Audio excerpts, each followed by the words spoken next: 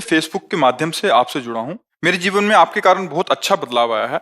मैं सप्ताह में 2-3 बार नॉनवेज खाता था, अब मैंने और मेरे पूरे परिवार ने नॉनवेज खाना छोड़ दिया है और नाम जप करने में लगा हूँ। पर महाराज जी, मैं शराब पीना नहीं छोड़ रहा, क्योंकि मेरे मन में मानता हूँ कि इससे किसी को कोई नुकसान तो है नहीं। महाराज जी, कृपया करके मेरे मार्गदर्शन करें कि मैं अपने मन को कैसे समझाऊं कि क्योंकि आपने कहा है कि शराब पीने वालों की दुर्गति आप होती हमारी है। बात समझिए।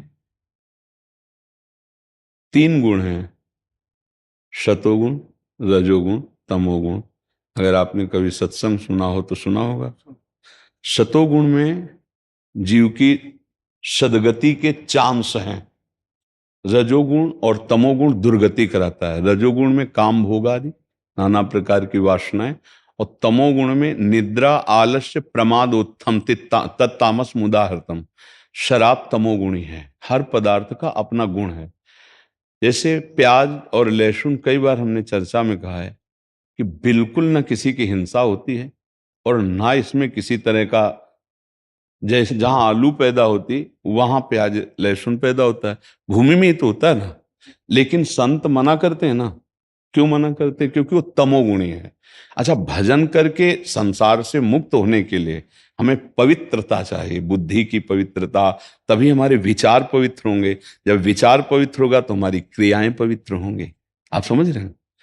अब ये शराब जो है, ये घोर तमोगुणी है। एक होता है तमोगुण परसेंट में कि इतने परसेंट है, ये घोर तमोगुणी। दूसरी बात, इसको महापाप में रखा गया है।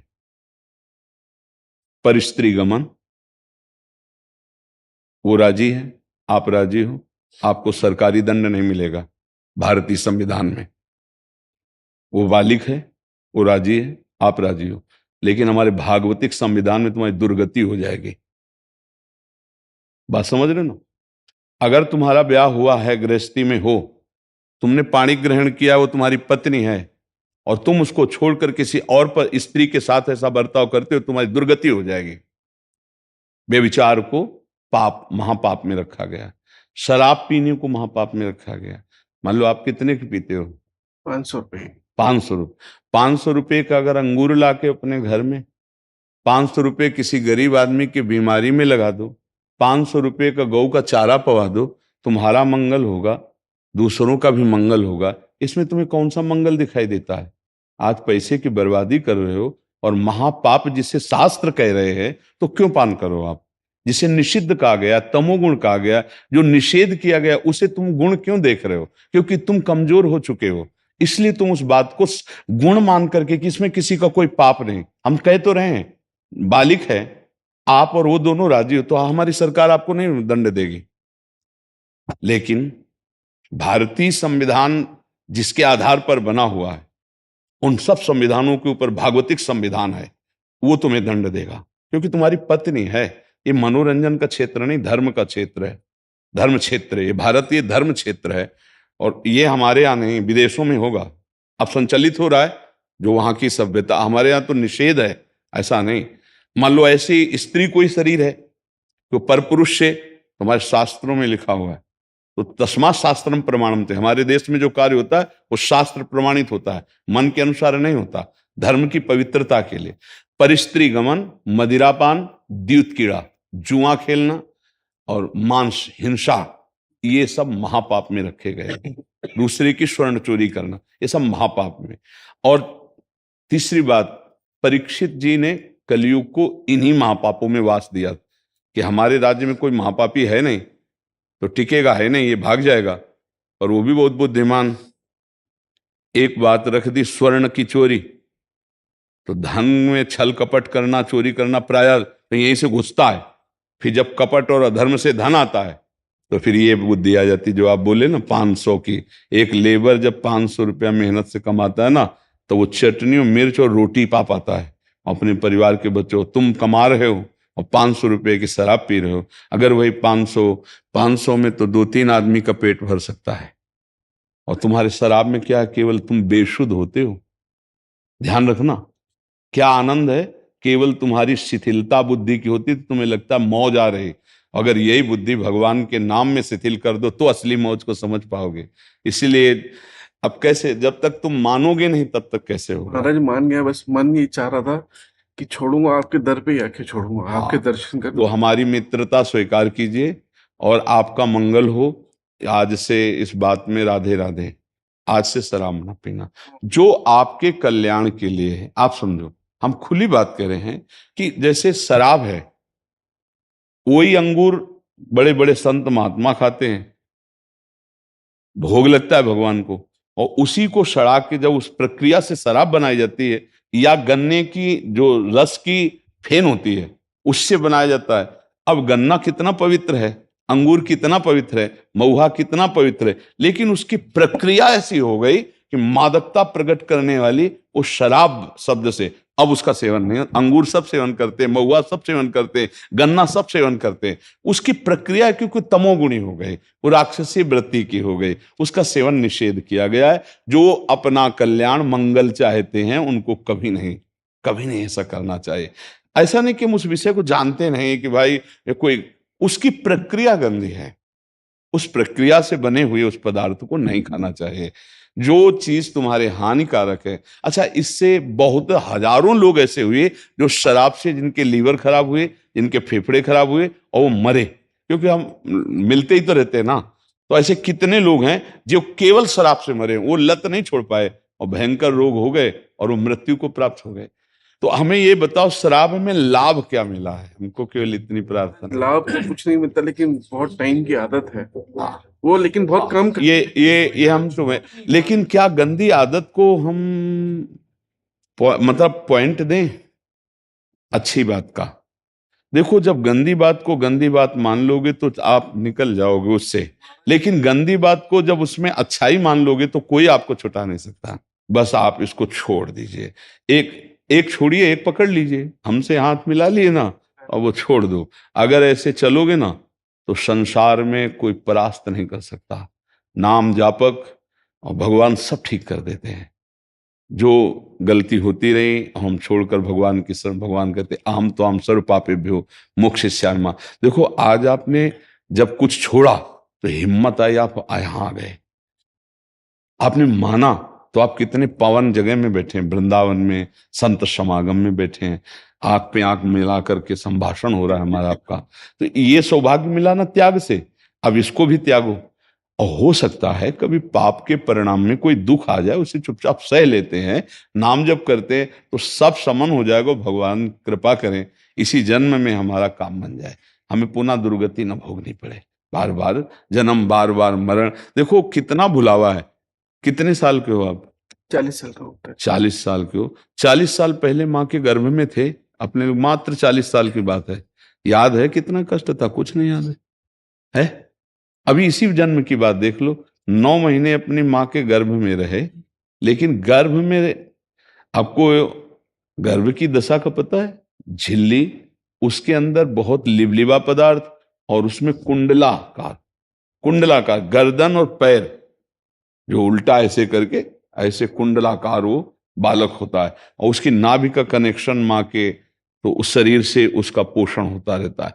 पर उसमें जब हलन डुलन चिलन, बहुत कष्ट, कष्ट से अपार, उसमें कपिल भगवान जी वर्णन करते हैं भाग, अपार कष्ट में व्यथित होता है जीव।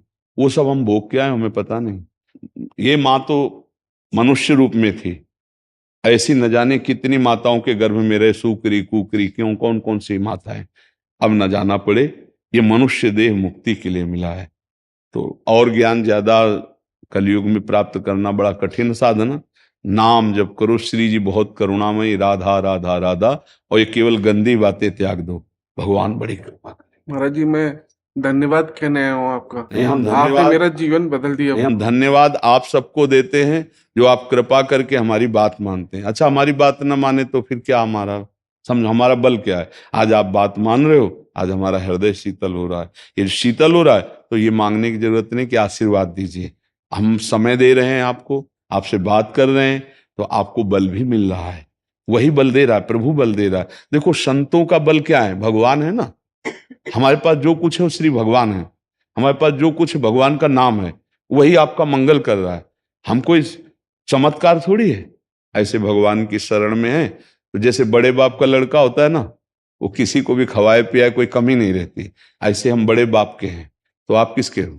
आप भी उन्हीं के हो। आप भूल गए इसलिए आपको जगा रहे हैं कि ये भाई तुम हम, जैसे हम कह देते हैं ना हम तुम्हारे दोस्त, तो किस बात से कहते हैं? हम एक ही बाप के लड़के हैं, हम सब भगवान के अंश हैं, भूल गए तो आओ दोस्ती करो हमसे और लौटो, अच्छे मार्ग की तरफ चलो, आपका कल्याण होगा, आपका मंगल होगा।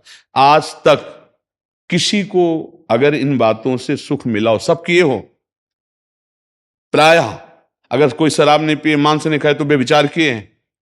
देखो सच्चाई की बात जो होती है ना, वो हृदय से देख लो कि अगर हम यही कहते हैं भगवान की बड़ी कृपा, वैज्ञानिक के अंदर कोई ऐसी शक्ति नहीं है कि वो हमारे मन का एक्सरा कर ले और मन का अल्ट्रासाउंड कर दे। अगर मन का एक्सरा और अल्ट्रासाउंड होता तो आज जो बेइज्जती होती नहीं ऐसे छाती भी लगा दे कि इसके मन में क्या चल रहा है, और टीवी में वो सीन आती तो अच्छे अच्छे की धुल जाती, नहीं धुल जाती। अगर बच रहे हैं तो भगवान की कृपा से, भगवान के नाम से। तो आप विचार करके देखो कि आपने गंदी बातें की, आपने, आज आपके पास क्या अनुभव है उसका? ईमानदारी से बताओ, गृहस्थी में हो, संसार, क्या अनुभव, कौन सा सुख है? एक आप जो बात बोले लत, वो वही है। अब करें क्या, हम भी जान रहे हैं कि गलत है, पर मेरी लत लग गई, समझ रहे हो ना? हर बात में यही बात है, तंबाकू से लेके ड्रग्स तक, कोई भी नशा है, लत लग गई। अच्छी बात से लेकर बुरी बात तक लत लग गई। अब ऐसे ही एक आदमी से किसी ने पूछा, नौजवान था, कि आपका पहले तो क्लब आना होता था, ये सब ऐसा होता, अब क्या हो गया आपको? बोले यार बाबा जी की लत लग गई है। बिला हफ्ते 10 दिन में उनसे मिले, उनसे बात की, अब चले उनसे मिल रहे तो सब छूटता चला जा रहा है। वो लत अच्छी भी हो सकती है और लत बुरी भी हो सकती है। तो हमें लगता है सब गंदी बातें छोड़ा जाए, बहुत हो गया, वो भी देख लिया, अब थोड़ा ये भी देख लो भगवान की तरफ। 40 तो मतलब जवानी की तरफ तो अब जा नहीं रहे, अब ढलान की तरफ जा रहे हो। अच्छा सात्विक भोजन करो, थोड़ा सुबह टहलो, 2-3 किलोमीटर, अपने शरीर को स्वस्थ रखना अनिवार्य है। अच्छा भोजन और शरीर को व्यायाम आदि के द्वारा, अपनी जो भी मेहनत करते हो, जो भी कर्तव्य करते हो, जो अर्थ मिले उसका सदुपयोग करो। मतलब अर्थ बहुतों के पास है पर उसका सदुपयोग करना नहीं आया, केवल व्यर्थ। अर्थ का प्रयोग होना कोई विवेकवान जान सकता है, नहीं है। लाखों लोग ऐसे बीमारी कष्ट से हैं कि उनके पास पैसे नहीं हैं कि वो डॉक्टर अच्छा करके अपनी, ऐसा एक अस्पताल खोल दो, ऐसे अस्पताल बनवा दो, डॉक्टरों को उनको पेमेंट आजीवन के लिए, और फ्री सेवा, फ्री औषधि। तो हमें लगता है धन का अगर सदुपयोग करें तो बढ़िया। हम ये कहते हैं कभी बढ़िया भोजन बनाओ, थाली में आप पाने जा रहे हो और कोई भूखा आदमी दिखाई दे, आप उसको पवा दो, और उस दिन आपको ना मिले, ना पाओ, तो आप देखो कैसी शीतलता मिलेगी, जो पाने से नहीं मिलेगी वो उस गरीब को पवाने से मिलेगी। ऐसा काम करो, 200 रुपया रोज निकालते चले जाओ। जब सर्दी आवे ना तो उसके 50 कंबल खरीद लिए। जो रोड में सोते हैं उनको रात में उड़ाया है, कोई जान नहीं पाया। ये काम ऐसे किए जाते हैं ना, जब 12-1 के बीच में निकले, सब सो रहे, धीरे से जाओ, ऊपर कंबल डाल दे, कौन दिया उसको पता ही नहीं, ये भगवान देख रहा है, वो पुण्य काम आता है। ये जो पोस्टर लगा के किया जाता है वो पुण्य नहीं होता, वो केवल यश के लिए होता है, उसमें पुण्य नहीं। पुण्य को सुरक्षित रखने के लिए देने वाला किसी से कहे ना और लेने वाला ये जान ना पावे, तब तो बहादुरी, वो असली पुण्य होता है कि लेने वाला भी कभी थैंक यू ना बोले, कभी धन्यवाद ना बोले। ऐसा तो ये कार्य करो। भगवान की बड़ी कृपा है कि हमें मानव जीवन मिला, बंधन से मुक्त हो जाए हमारी। आपका धन्यवाद, आपने दर्शन दिए। खूब खूब नाम जप करो, अच्छे बनो।